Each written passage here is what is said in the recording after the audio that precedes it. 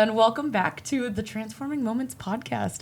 I'm not even sure what episode we're on anymore because we've done so many. All quality. For sure. Absolutely. That's what it's been.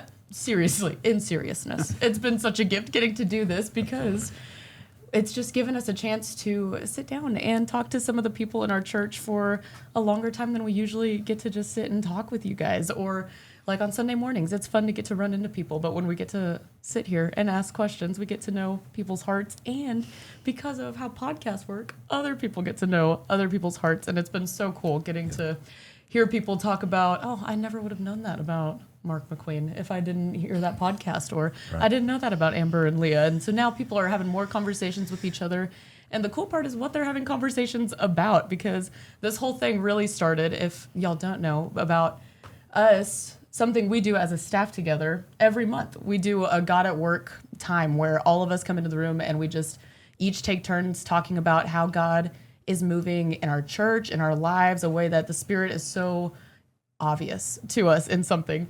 And every time that would happen before we started that podcast, it was really like me and Jim would talk about how awesome that time is. And there are some moments when you don't want to do that time. Like you hear the assignment, you're like, oh man, again.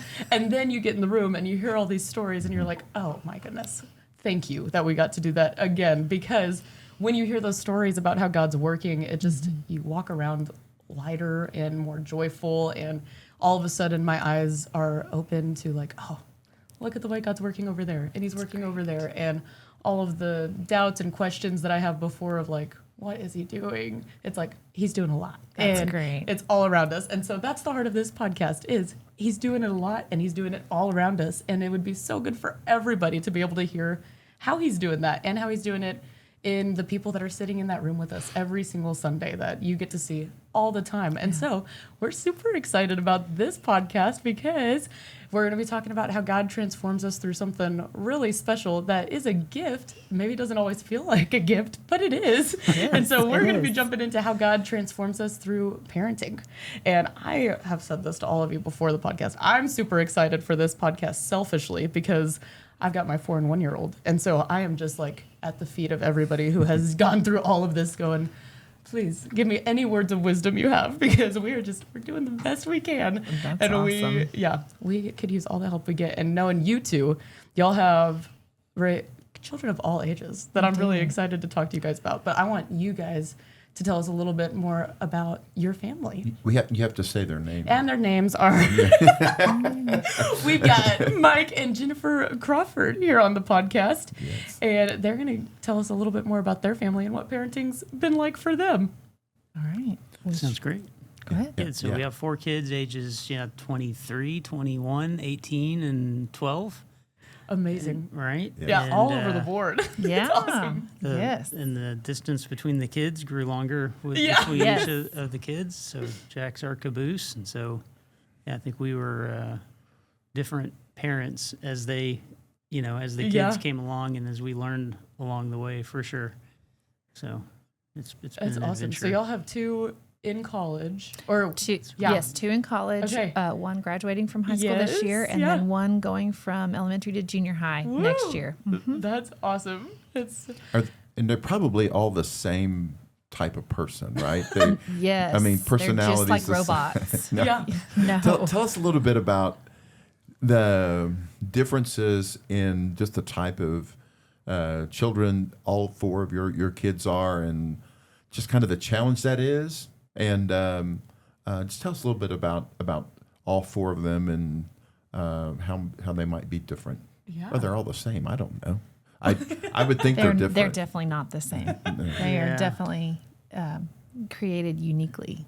They are. Yeah, they're all very different in a lot of ways, but then you see things through the years that are kind of common strands of their personality characteristics and tendencies and things that are similar between them. So day to day, they just, they look very different, but they'll do something that reminds you of another one, right? Yeah.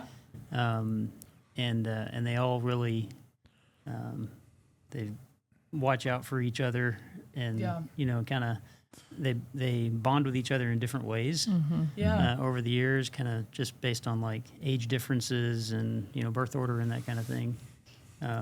and they express that in different ways too between them. But it's really cool to watch. Right. That's something I've wondered, like just raising my 2 that I have right now, and Zion just turned 1, you know? And so I'm like, I wonder, once you raise that first one, like through whatever stage, is it like, and now when I get to that stage with the next one, we've got it. Like, we've got it figured out by this child. Was that the case for you guys? Oh, yes. We, well, our first 2 are 18 months apart. Okay. So they kind of were just back to back to back to back. But even right out of the gate, there were differences in things that we would do. The way that they would respond would be different based on who just they their are. personalities. Yes, absolutely. Their personalities. And then, you add the third and it gets another person with her own thoughts and feelings in the mix. And we have to change from man to zone, and then you add a fourth, and he's way behind the other 3, and then it's like you have 2 sets, and he's the baby. And what he said about watching them relate to each other has been great. And as Jack, the youngest, has grown, he's gone from like the baby to now, he and Caroline can have more mature conversations, and it's their relationship is changing. Yes. And he was still, when Noah left, he was still really young, like going into 2nd grade. So he was also like the one who got dragged around to everybody else's thing, whatever, whether it was band or volleyball or, whatever was going on with the older kids, because he was too young to do it initially. And then when the older kids were doing, at the age that they were doing soccer or whatever their thing was in elementary school, he wasn't doing that because he was going to their things as they got older. But it taught, he became very resilient in that regard in terms of like, just go with it wherever. makes you a little flexible. Right. Just go through. Made him really flexible. He learned to cheer for his, and so it was just a different thing that he was learning than what they were learning just because of his situation. Yeah. I wonder if do y'all have any more examples of how you parented differently with the different kids that y'all can think of? Oh yeah. Sure. The things that we sweated, with Noah, with our oldest, by the time we got to Jack, it was just we were different, and what we were focused on, we'd kind of tuned what we were focused on. It's like, it has to be this. Maybe it doesn't have to be that. What kind of things? What kind of things? I don't know, just what you're strict about. What matters to you as far as limits and things. Some things didn't change, but some things did, and also the way for us, I think the way we handled conflict with the older ones is very different than the way we handle conflict with the youngest. And because we've learned and we've grown, and God is so good that there have been so many times that we've been like, oh well, we blew that. That kid's never going to want to talk to us again.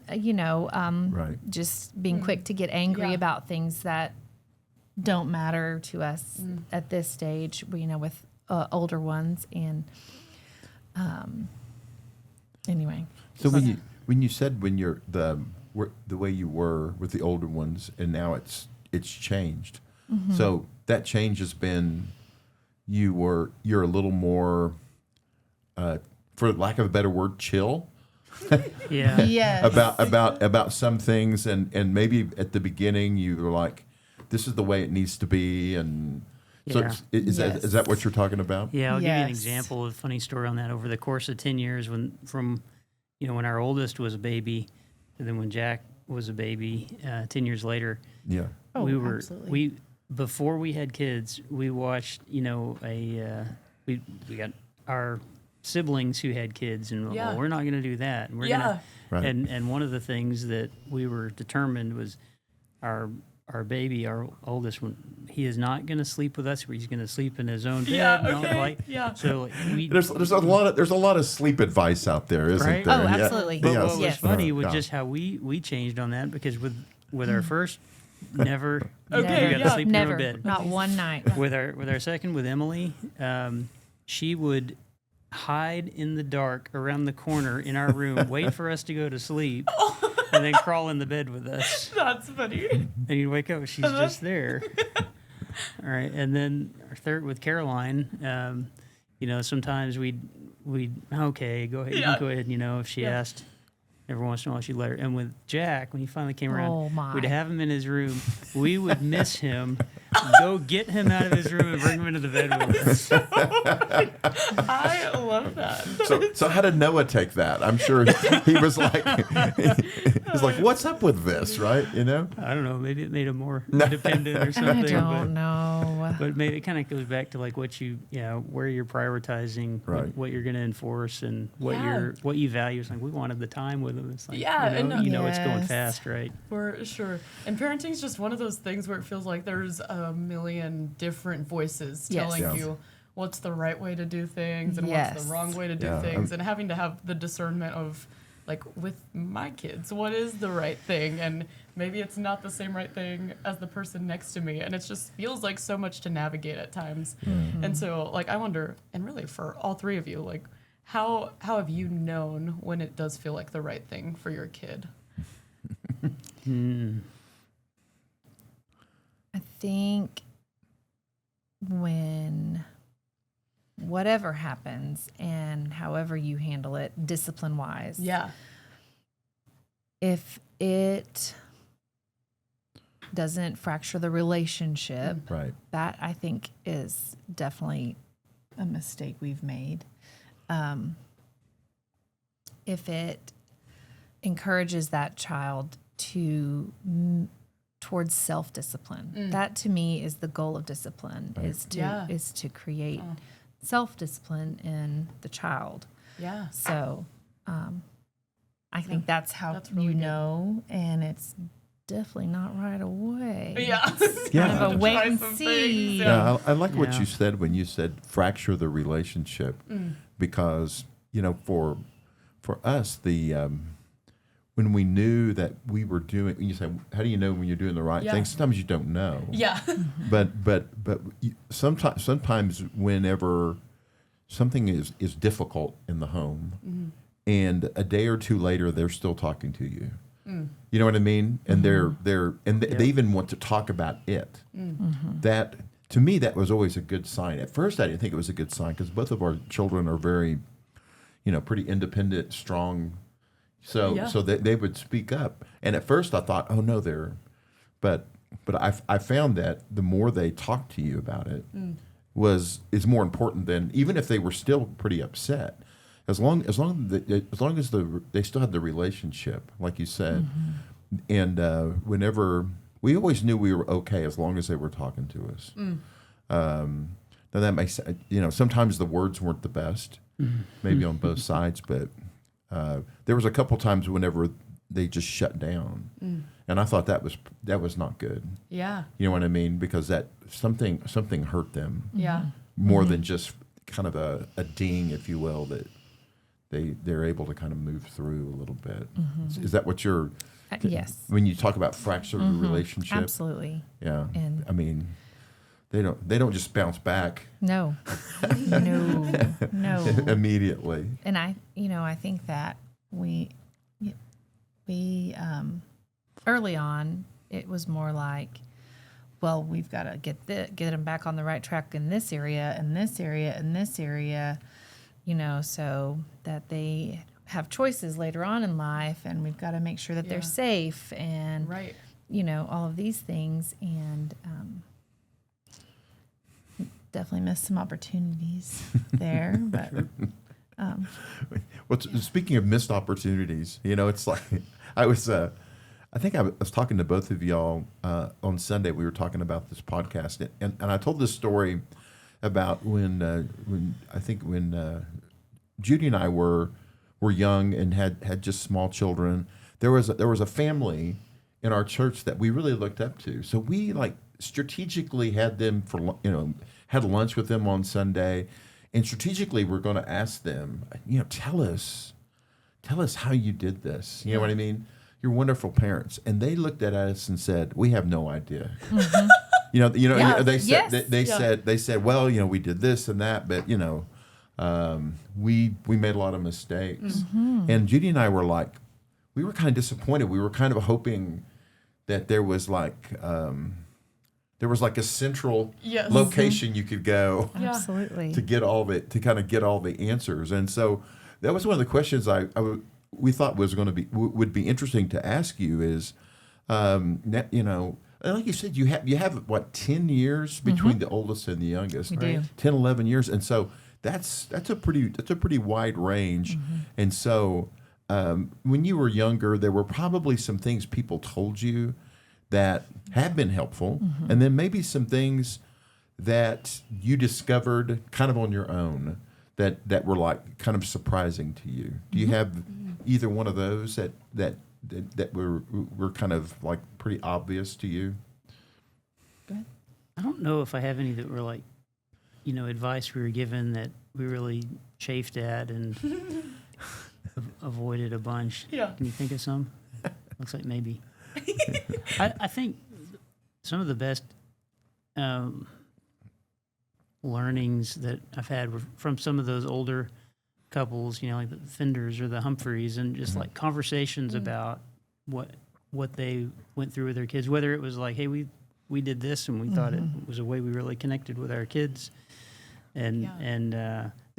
or we were struggling, just telling you the story about some of the struggles they went through, and a lot of times it wasn't in a way of it didn't come across as them saying, this is what you ought to do. They're just telling their story, and as you listen to it, you hear something like, like that's what, a few years ago we were going through that exact thing, and or we're going through it now, and you pick up some nugget of like, okay, you made it through, here's some things you learned, I could go and apply that. So having those relationships with folks, 10 years or so down the road on where they are with their kids' ages have just been super valuable. I mean, I've gotten great advice over the years, but I think the most important one is that the best thing you can do for your kids is to have a strong marriage. That gives them a strong sense of security, and that the way you love your spouse is really the best thing that you can do to give your kids a sense of security. And we're real. We're not, we have definitely been a bad example in that too, but it was great advice. It is good advice, but look at you guys too. And so I have questions from that too. Just like what has taking care of your marriage looked like even in the middle of raising kids? I'll tell you, one of the best things that we did here at church was this Alpha Marriage course. Okay. Absolutely. I don't know how many years ago. Time flies. It was marriage just sounds cool. it was great. Yes.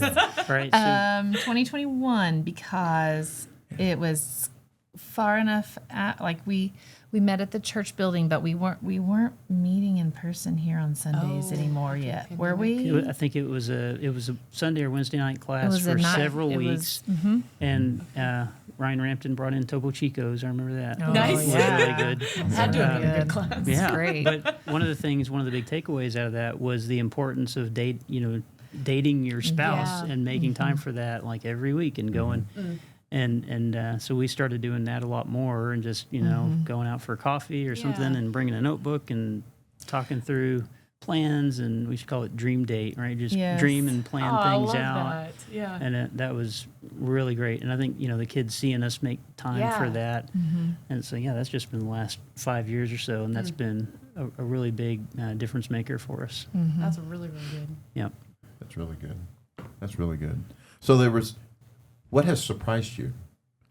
What are some things about parenting that you're like that have kind of come along and you went, whoa, that was that I didn't see that coming, or just maybe it surprised you in some way? Well, was an A1 babysitter as a teen. Okay.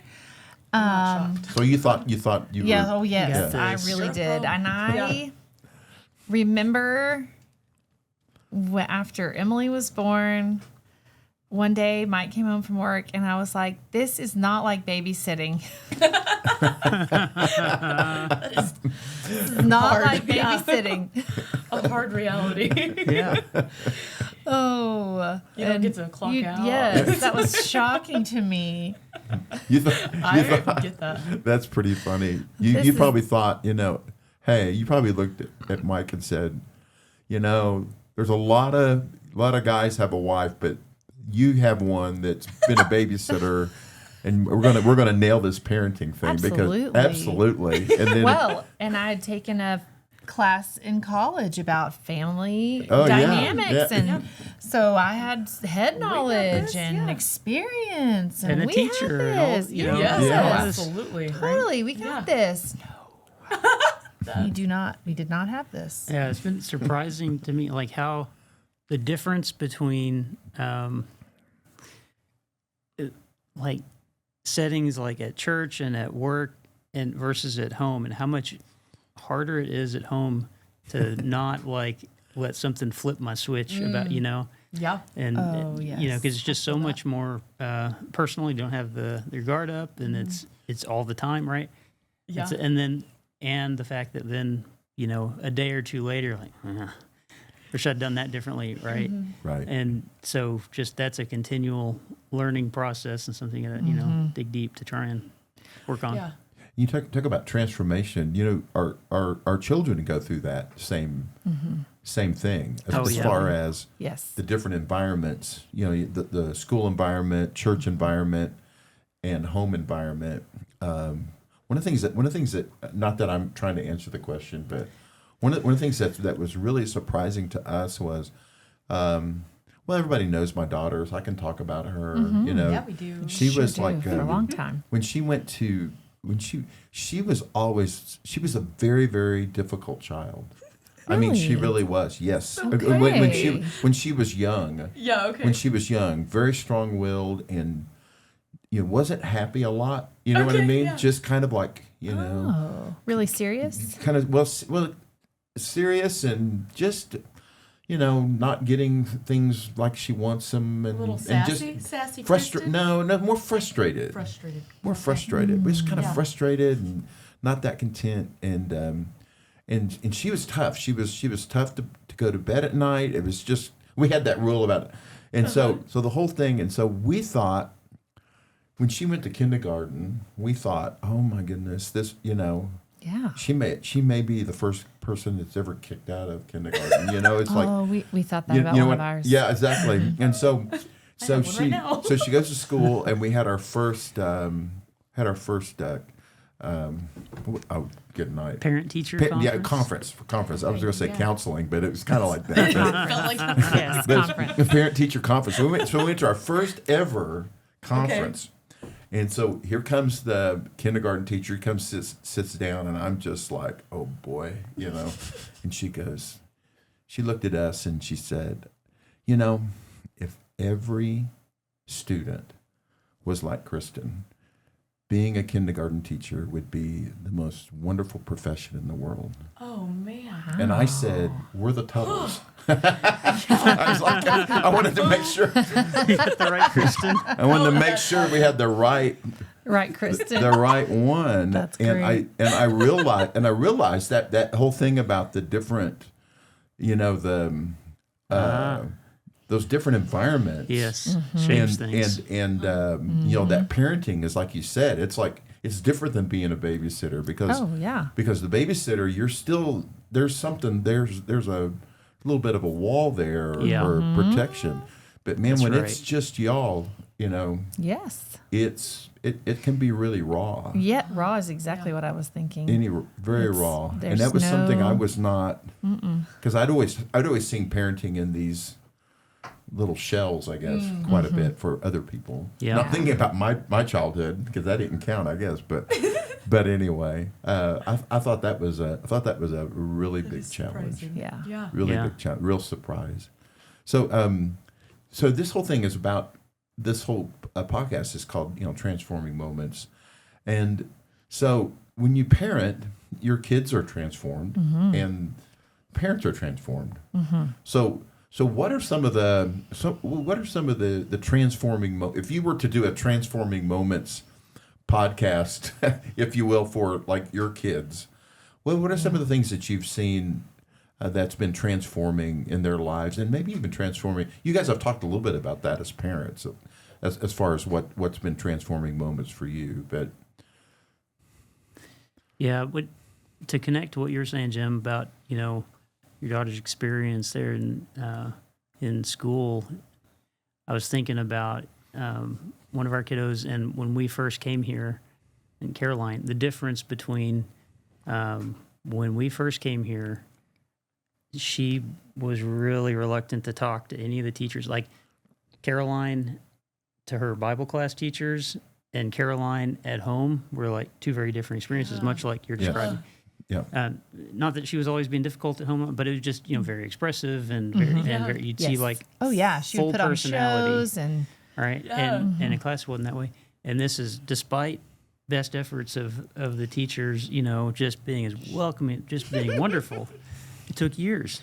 And then by the time, that she graduated high school, and she's just so involved. Really, this transformation over years with her, and then back to kind of the differences between kids and just how they're wired and things.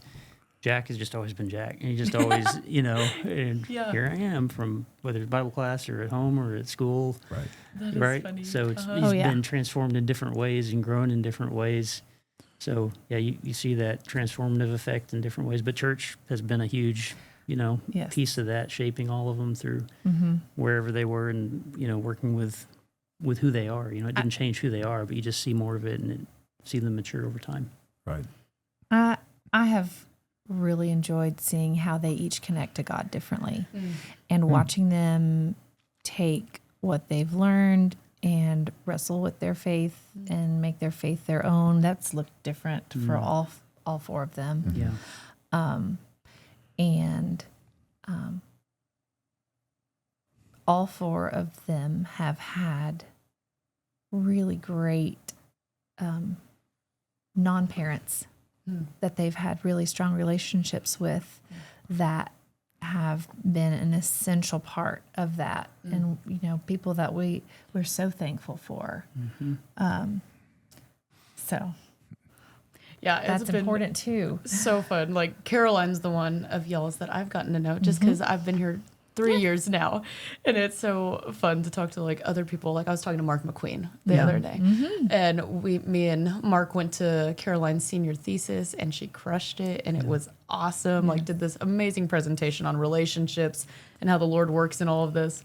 And Mark's like, I tried to make Caroline talk to me for years, and she wouldn't do it. And I was like, what are you talking about? Right. Because I got here 3 years ago, and like that summer, it must have been after her freshman year of high school, and she just immediately was like so much fun and bubbly and totally herself, and like a little weird in the best ways, where I was like, she is the best. And so it has been such a gift seeing her like step into that, and that's what makes this conversation so fun, is just watching how she's changed and been transformed as she's grown up. Yes. And something else, like we've heard bits and pieces of it as y'all have talked, is just the role that church has played in y'all's parenting. And again, lots of voices out there telling you different things, but like I've experienced it in my own life in the short time that we've been parenting our kiddos, just how impactful it's been for me to have the church. And so I just wonder, asking you guys, like if you're giving advice to people to if they should raise their kids in church,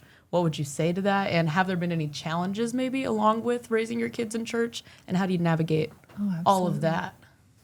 Yeah, for sure. So raising your children in the church is important. And I had, there was a woman who wrote me a note when I was pregnant with Noah, just reminding me of the importance. And of course, the example was given to us from our families, but we actually had to have a talk about what were we going to do once we had Noah. Yeah, okay. And we just made a commitment that we were going to commit to being active in our church. And, you know, when church is early in the morning and they're just singing songs, it's really, really hard to stay committed to that. But we were just blessed over and over and over again with friendships. You know, it helped me get to know other moms. It gave Noah friends to have play dates with. And then he, you know, when they can talk, they start to sing the songs. Yeah. And truth starts to form in their hearts. And I think that is a really important part of their development. And educationally, I would say it helps with their attention spans to go into those little classes and to have something to focus on for little short periods of time. Yeah. So, you know, it's educationally good for them too, even if they don't understand everything that is being said. And, you know, the first time your little baby says, you say, "Oh, who made that flower?" And they say, "Oh, God did." You know, that's the beginnings. Sweet. It's really sweet. And then they start to pray. I remember Noah's first prayer like it was yesterday. He prayed. We were on a church camping trip, and he prayed, "Dear God, thank you for Little Chicken," which was the movie Chicken Little. Oh, amazing. Just awesome. And for chips, because Yes. that was back when we didn't keep chips at our house. But when we went camping, we would buy chips. That's awesome. Those are great Church things. was a place for chips. Yes, that's right. That is There's amazing. another thing that have changed Yes. from parenting. So Plenty of chips at the house. plenty of chips at our house all the time. Jack's never You're lacked welcome, in chips. Jack. You're welcome, Jack. Yeah. Oh, Jack's that's thing. so awesome. No, it's so But it is important. And just actually this week, a coworker told me a piece of wisdom, and it hit me as, well, absolutely, I agree with this statement. And what she said was, what is optional for the parents becomes unnecessary for the children. Oh, Wow. yeah. And I just thought, I agree with that. Yeah. That's so good. And you know, you can't Hard. you can't control the outcome. Right. You cannot control the outcome. We still don't know how it's going to turn out for Team Crawford. Yeah. And that's not in our control, and it doesn't need to be. And that's the other Yeah. thing I think you have to really come to terms with as a parent, is you have just a certain amount of time and influence, Right. and then the outcome is up to them and God and them. Yeah. It's been transformational for us as well along the way, being like involved in things at church with them, you know, things like Christmas in Action, doing that together, That's and just, awesome. you know, being plugged in and merge in youth group, just, I mean, just being there and leading table groups or whatever, you know, and just talking to the kids before and during and all. And so that's been fantastic to see the changes in the kids over the years. And doing communion together and, you know, just these things that I think it sets an example, but it's also growing us along the way, I think. And so our older three kids were all baptized, you know, picked somebody they wanted to baptize. And by the time Jack got there, like, Dad, I really want you to do it. And so there's the first, you know, of our kids that really? I baptized them. And, you know, so that was something for me as a growth. They're nervous. And, Yes, you know, that's awesome. And it was just an amazing experience getting to do that. Right? Oh, it's so sweet. I think what you said about what is optional for the parents becomes not important for the kids or Unnecessary. Unnecessary. I think that's a very powerful statement because like you said, there's no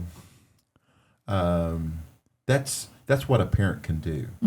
You know, like you said, the outcomes, you know, differences, and I mean, you know, like you said, you can't just forge all of your children's future, and but there's in that time that you do have, I think that that's what's so important is that the husband and wife need to be unified to say, this is what we're going to be committed to. And it makes a huge difference. Yeah. It makes a huge difference because, like you said, their commitment will be less than yours to begin with, no matter what. You know what I mean? Yeah. Yes. It's like, it's just because they're kind of learning from you. It's very, very powerful. I think that's very helpful. Yeah, because that's something like I've been wrestling with. I think is just like, what is my role as the parent? Like, what's my job? Right. And wrestling with the like wanting to carry the responsibility and the weight of it, and like really give it my all and make sure I'm doing the things I'm supposed to be doing. But then having to let God teach me to let go of some of the outcome. I think is the big thing for me is like it's not carrying the guilt or shame that I'm not supposed to carry when things don't go exactly right, or they don't behave the way that I thought they were going to behave. And how to wrestle with those things of like, is it my fault? Or like, what could I have done differently? And y'all kind of said it in different ways too, all of you, about like when there is a situation where you're like, I wish I would have done that differently. What do you do after that? You know, like how do you? Well, for us, you just wait for the next one. Okay. To get there, and then you do something differently, and it doesn't work any better.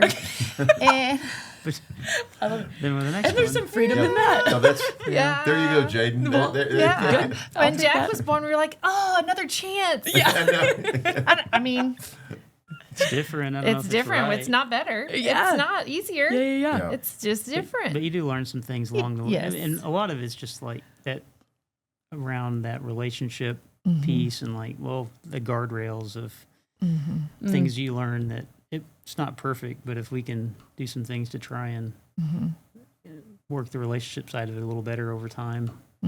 Yeah, that's good. Like building that connection and the relationship and valuing that too. Yes. And Over Yeah, the not to beat discipline. ourselves up about it too Yes. much. Like Yes. just learn Yeah. and I spent a lot of time wasted in Noah's junior high years grilling him about homework he was never going to do. Okay, yeah. That was a missed opportunity. Okay. Definitely. But you got your points in though. Exactly. And that was so ridiculous. So ridiculous. And that's the other thing too, I think I've learned is your kids don't really need you to tell them the answers. Even if you have them. And that's a thing I struggle with. Yeah. That's hard. Oh yeah, that's really hard. Is wanting to just say, well, this is what you need to do because this is the right thing to do. And it's not, that's just not. But I'm so wise. Why don't they listen to what I have to say? It doesn't matter. It doesn't matter. And it's not, it almost handicaps them in a way. Yeah. If you just tell them, Yeah. then they don't learn to think for themselves and they don't learn how to handle when they make a plan and it doesn't go how they think it would. Yeah. So, That's good advice. One of the things that our kids have said to us is that one of the things that they found helpful was in the really, really difficult times, they said you were there, and I was like going, well, what? What great skill was that? But it really emphasized that how what sometimes we think is a very complicated thing is pretty simple. it is. When you think about that's that relationship building. Yep. That you hold their hand, you cry with them. Yep. Yeah, that's good. You're sitting with them. You're not when they go through something really difficult. You're not immediately correcting them. Yeah. But you're sitting with them. Absolutely. And that's a very simple thing. Yeah. And I don't think that would have been I think if someone would have told me that, this is what you just really need to be with your kids, I would say, well, that sounds like psychobabble, or something, something. It's like, how helpful is that? But that is such a powerful thing about what you can do. You can do. And when they said that, I was somewhat, I don't want to say I was offended at first, but I was kind of going, like, that's it? I mean, that was what you, but for them, that was super important, Absolutely. And, that was something that your willingness to build the relationship, through that becomes very important. Yeah. Very important. And that just hits home for me really closely from the child side of with my parents, like anyone who knows my story. And I don't think I've talked about it on the podcast before, but getting pregnant outside of marriage with Isaiah was like something I was super ashamed of, and I was super embarrassed. And the people I was most afraid to tell about it were my parents, and I was so scared to have to see the way they reacted, because my parents were awesome. Like my dad was a preacher and taught me everything I knew about Jesus, and so like I was just so sad to disappoint them in any way. And so whenever I went, and it was a 6-hour drive from Lubbock to Las Cruces of me and Isaiah in that car going to tell my parents this thing that I really didn't want to say. And it's literally, every time I talk about it, it's like a prodigal son story, because I was writing my speech in my head about just like how sorry I am and how much they didn't need to be involved. Like, we messed up and we'll take care of all of it, but we need you guys to know, and like all this stuff that I was like had planned to say. And when I got there, more scared than I've ever been in my entire life. And we'd take my parents to their bedroom to sit down and tell them this speech that I've come up with. Like, I didn't even get to finish my speech before my dad laughed, which was terrifying. So scary. So scary. But then he said, I'm going to be a grandpa.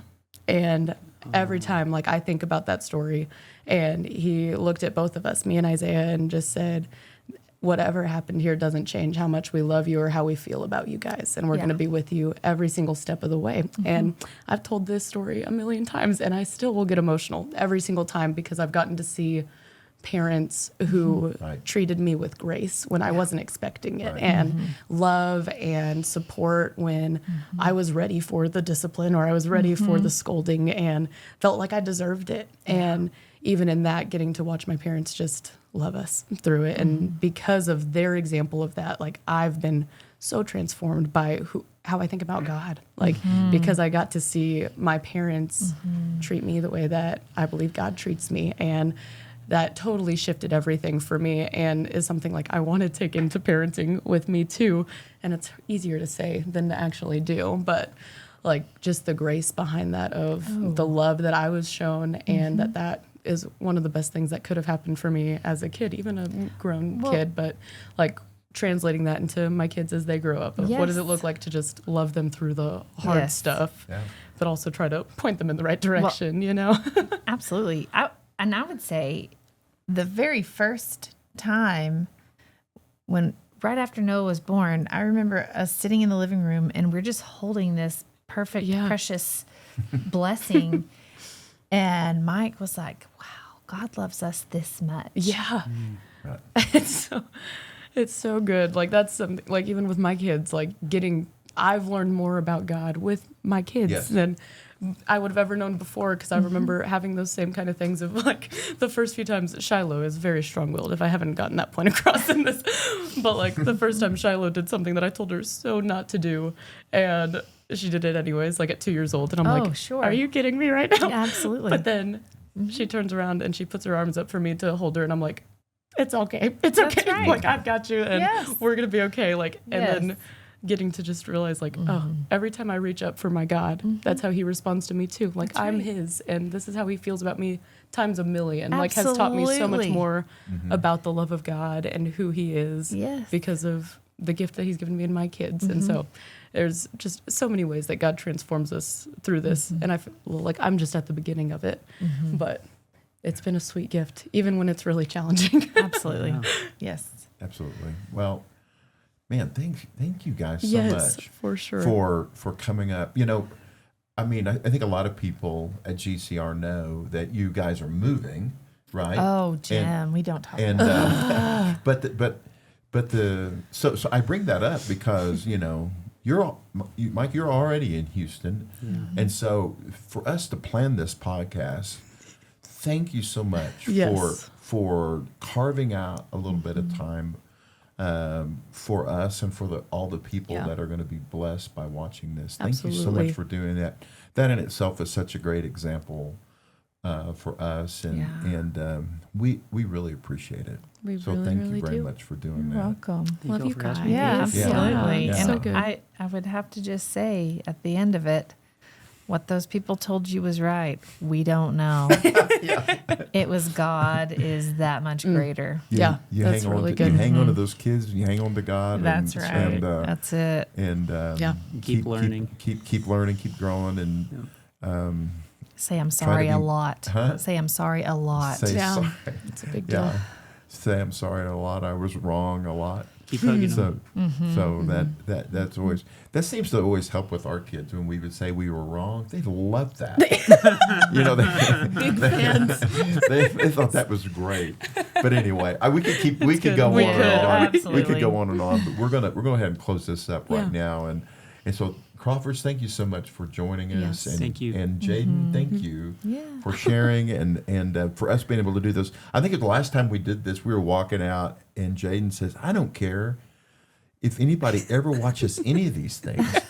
She said, I love doing this. It's so great. It's so great. Yeah. So we thank you guys for doing this, and just wanted to say that make every day a transforming day.